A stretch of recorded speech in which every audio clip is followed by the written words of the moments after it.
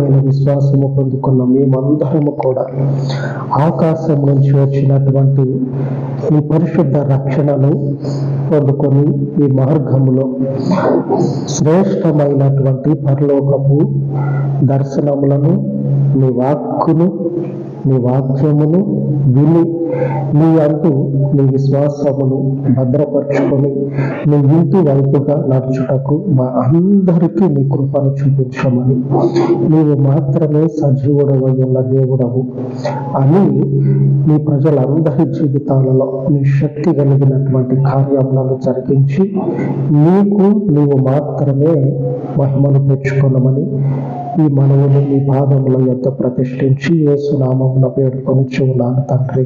ఆమేన్, ఆమేన్. మన పరిశుద్ధుని కృప నిత్యము ఆయన యందు భయభక్తులు నిలిపిన వారికి తోడై ఉండును గాక. ఆమేన్, ఆమేన్.